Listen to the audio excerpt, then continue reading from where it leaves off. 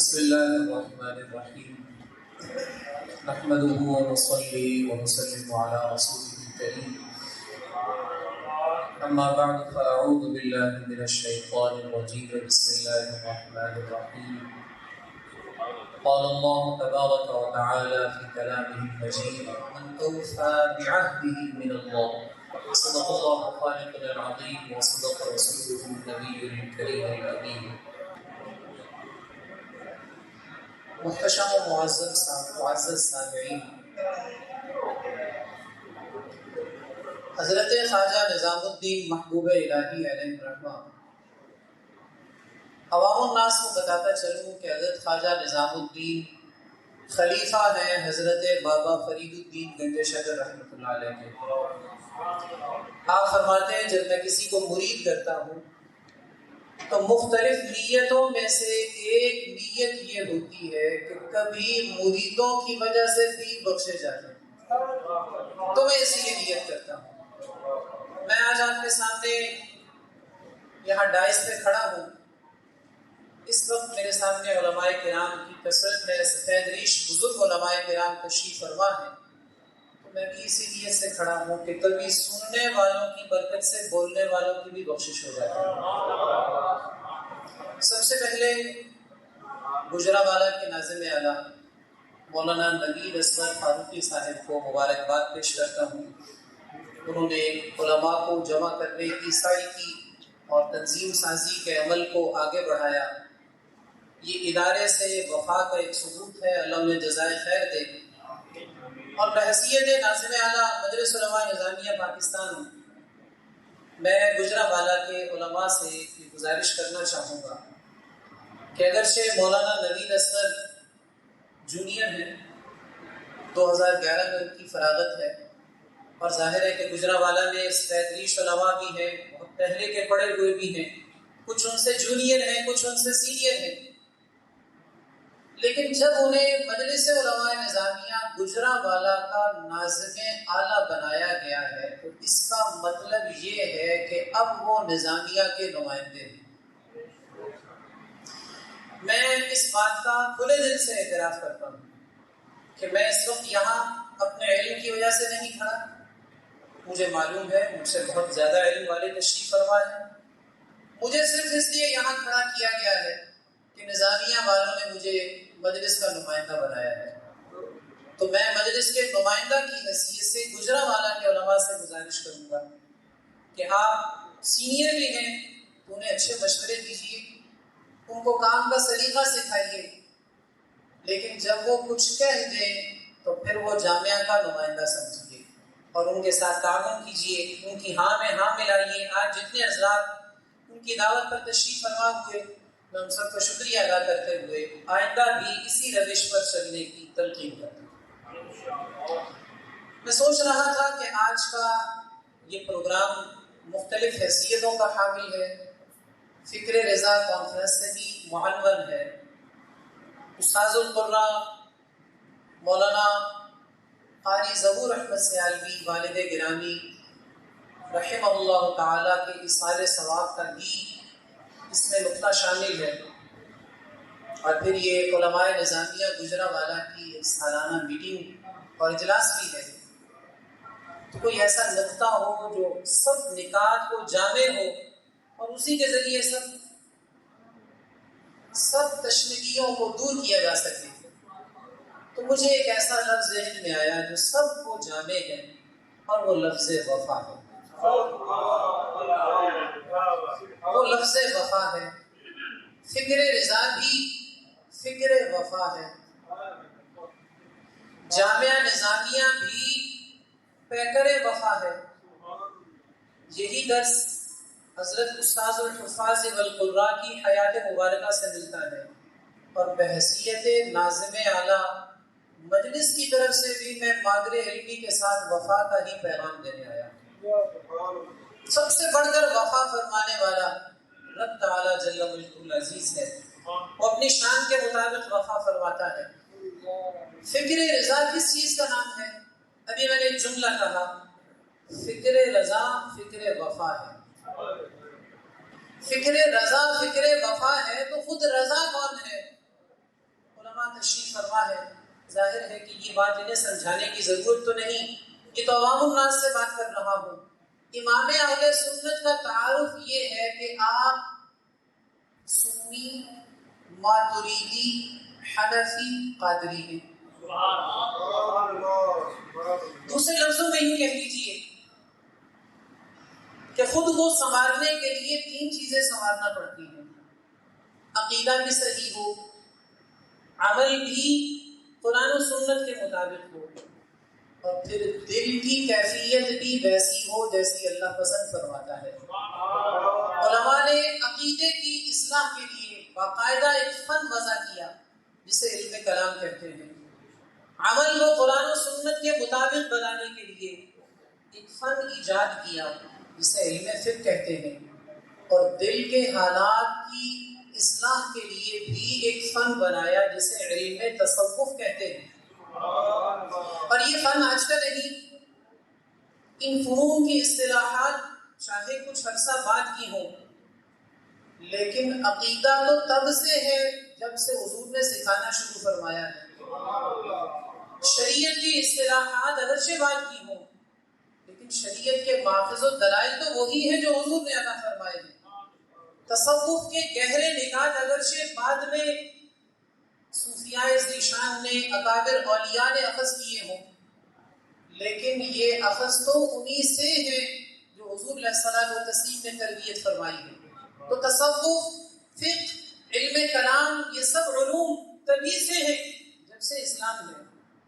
اور پھر کچھ ائمہ ایسے ہیں جنہیں اللہ نے ان مختلف علوم و فنون کی خدمت کی توفیق سے نوازا ہے۔ کسی کو رب نے علم کلام کی خدمت سے نوازا، اس نے عقائد کی خوب تشریح کی، وہ امام المتکلمین ہو گیا۔ کسی کو اللہ نے علم فقہ کی توضیح و تشریح کی توفیق بخشی، وہ رئیس الفقہاء ہو گئے۔ کسی کو تصوف کے نکات میں اپنا دل سنوارنے کا بھی خوب ڈھنگ دیا اور دوسروں کے دل سنوارنے کا بھی خوب سلیقہ عطا فرمایا، اس تصوف کا امام ہو گیا، امام الاصفیاء ہو گیا۔ اب میں نے جو جملہ کہا تھا، فکر رضا سمجھنے کے لیے ضروری ہے کہ پہلے سمجھا جائے رضا کون ہے۔ رضا کوئی نئی شخصیت نہیں ہے، یہ ماتریدی ہے۔ دوسرے لفظوں میں یوں کہہ لیجیے، علم کلام میں دنیا کا جو سب سے مستند مکتب ہے، اہل سنت کے عقائد کی تشریح کا جو مسلمہ امام ہے، امام محمد بن محمد ماتریدی علیہ الرحمہ،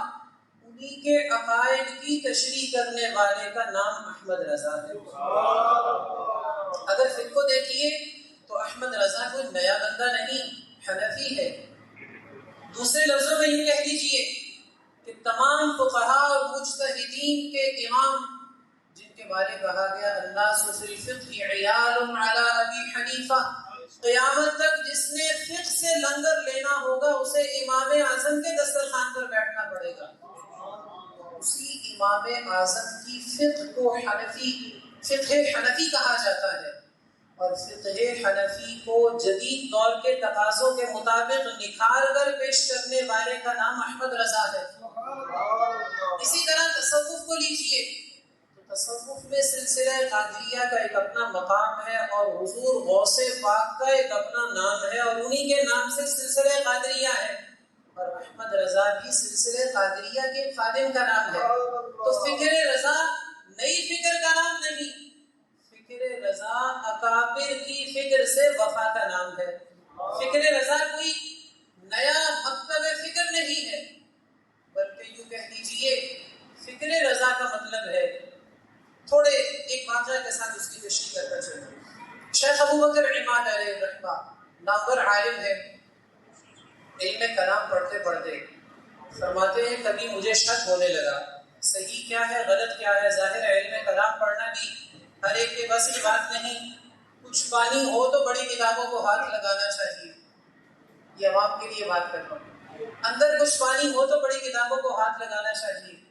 2 دن بندہ بخاری شریف کا ترجمہ پڑھ کے تیسرے دن سمجھے کہ مجھے امام اعظم سے زیادہ بخاری سمجھ آئی ہے، تو اس سے بڑا بے وقوف کون ہوگا جس نے 2 دن بخاری سمجھ کے سمجھا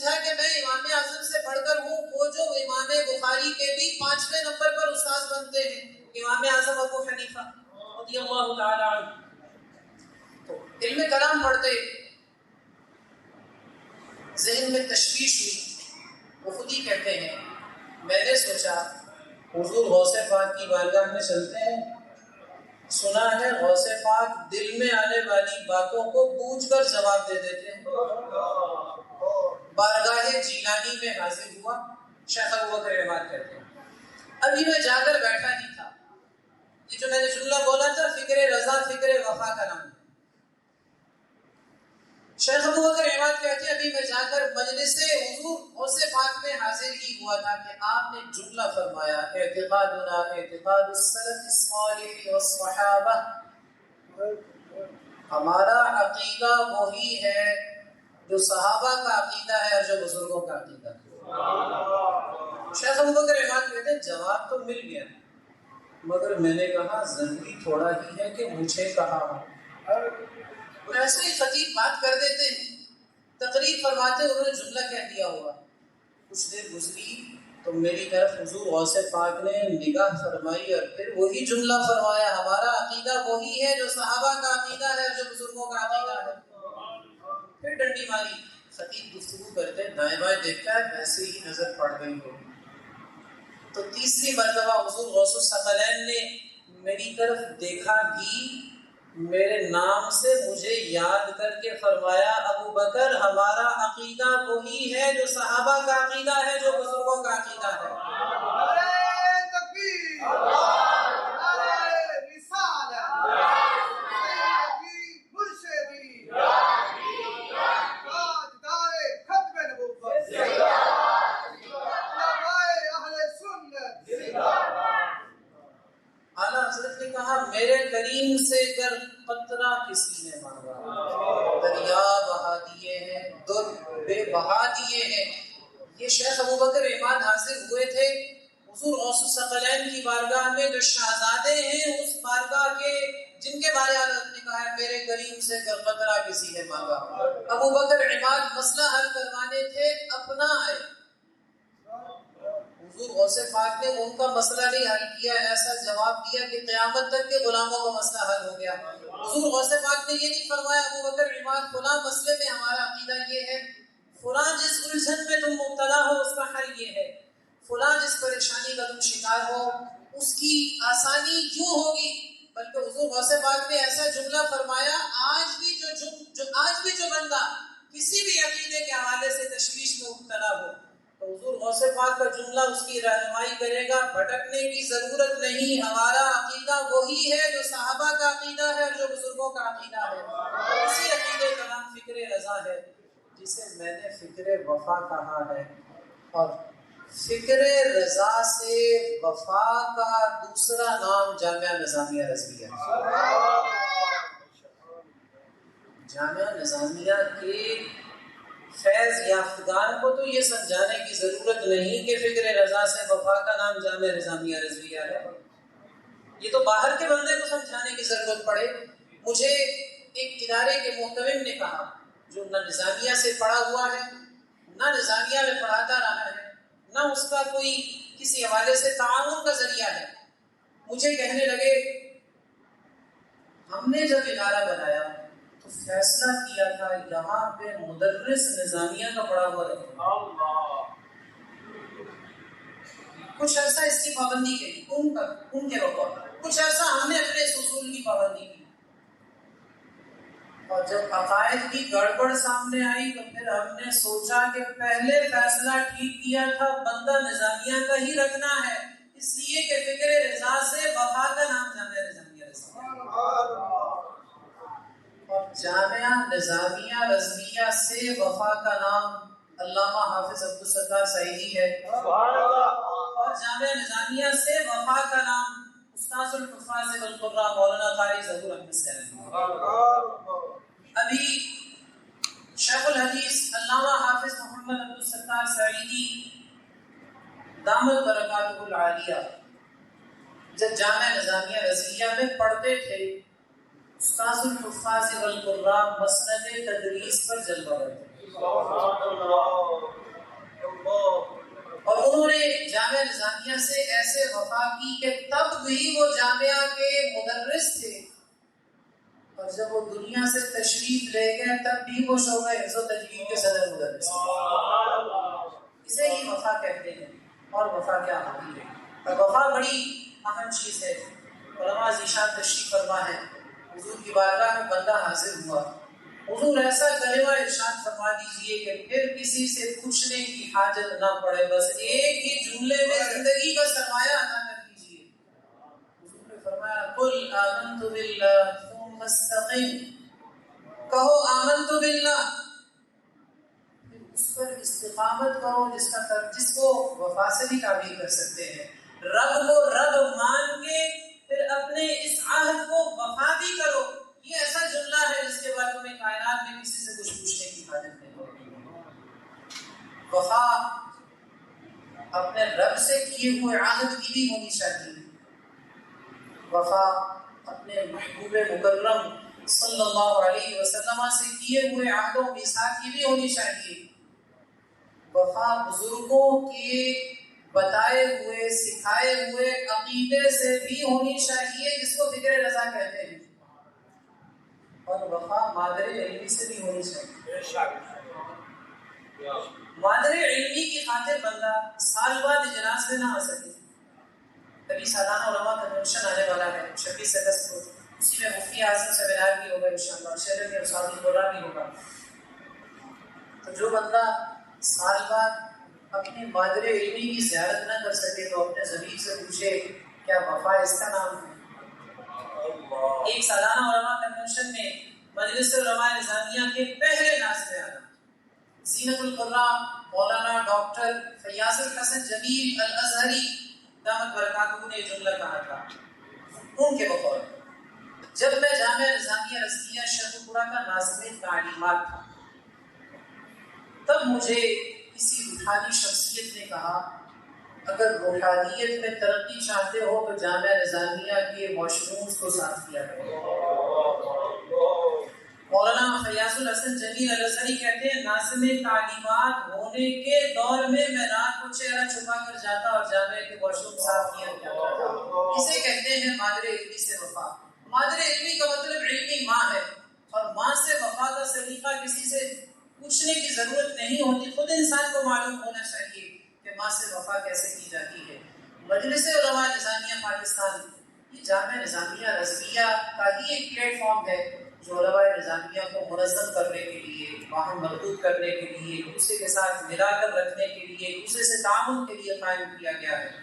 علامہ نوید اصغر فاروقی جو یہاں گجرانوالہ کے ناظم اعلیٰ ہیں، مبارکباد کے مستحق ہیں، اور جیسے میں نے گفتگو کے آغاز میں کہا تھا کہ اب انہیں آپ مادر علمی کا نمائندہ سمجھیے، مشورے دیجیے، آگے بڑھائیے، جو سینئر ہے وہ کام کا سلیقہ سکھائے، جو جونیئر ہے وہ ان سے کام سیکھے،